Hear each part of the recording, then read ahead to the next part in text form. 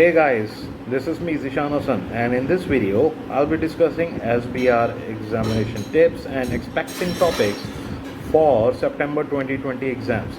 Firstly, and very important, do not forget to read Examiner Approach article available on the ACCA website. ACCA has also published several exam technique and technical articles that you should read as part of your exam preparation, especially for the September 2020 exam session. ACCA has released two articles called Revising for the September 2020 exam session Part 1 and 2.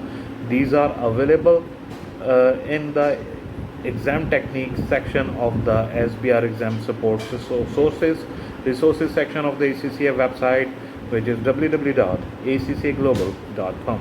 If you are sitting the CBE, there are resources you should access here. If you are planning to sit in September, you should check here for updates. The exam section A will be 2 questions worth 50 marks in total. Question number 1, 30 marks. Question 1 will be based on group accounting. Be aware that this question may test any aspect of group accounting, including consolidated statement of cash flows. Noted here, consolidated statement of cash flows, overseas subsidiaries and associates and joint ventures. Make sure you attempt parts of the requirements in question 1. The most recent examiner report states that some candidates are not attempting the required calculation and therefore struggling to gain a pass mark on this question. To score well, you need to do the calculation and explain the principles underlying the calculations you have performed. Question number 2, usually 20 marks, including the 2 professional marks as well. It will cover the reporting and ethical implications in a given scenario. Make sure you consider any threats to the fundamental principle of ACCA Code of Ethics and Conduct in your answer. 2 professional marks are available in this question for application of relevant ethical principles to the scenario. In order to gain the marks, your answer must be realistic and sensible, stating that all issues should immediately be reported to the legal authorities without further discussion is unlikely to be awarded the professional marks. As this advice is not realistic, make sure that you only spend the allocated amount of time on the second question. Example, 20 mark question is equal to 20 multiplied by 1.95 minutes per mark, that is 39 minutes maximum. The examiner has recently commented that students seem to be spending too long on these questions and not leaving enough time for the rest of the exam.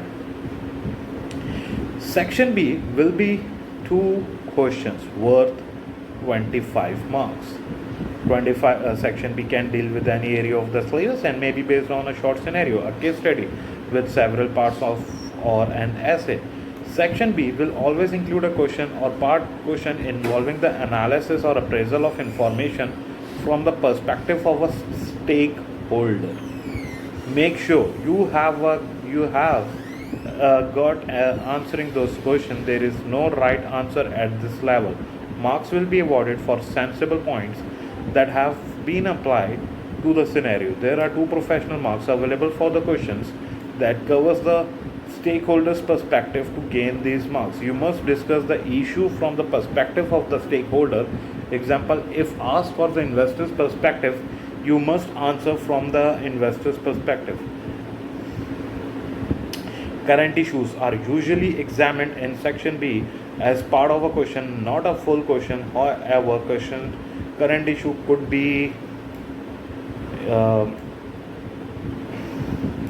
examined in either section A or B of the exam. A question on current issue may require the application of existing accounting standards to a current accounting issue. For example, accounting for cryptocurrency. The conceptual framework has featured significantly in SBR exam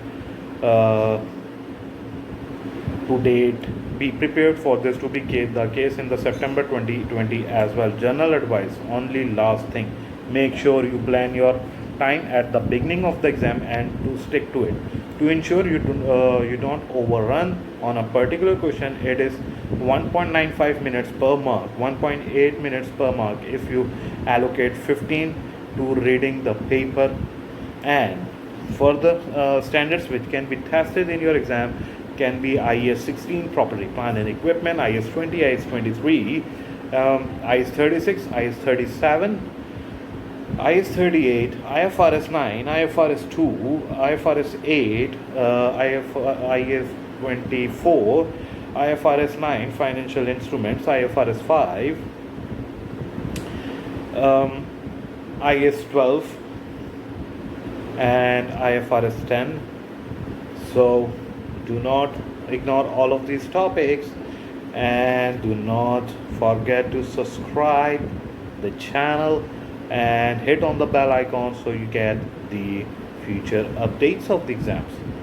See you and bye bye.